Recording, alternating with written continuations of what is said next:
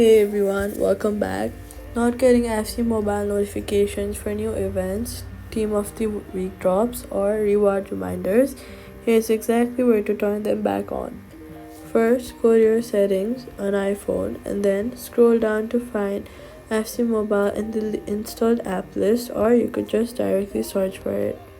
Once you find it, tap on it and tap notifications and make sure allow notifications is turned on. If it's green, tap on it to turn it green. Check the alerts tab below and make sure it's set to banners or alerts, not none, since none means nothing will appear on your screen even though notifications are technically allowed.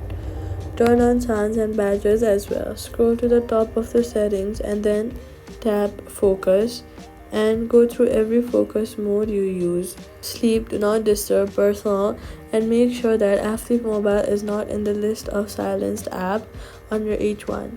Since FC Mobile drops new team of the week and event content on a schedule, having these notifications working means you do not miss limited items.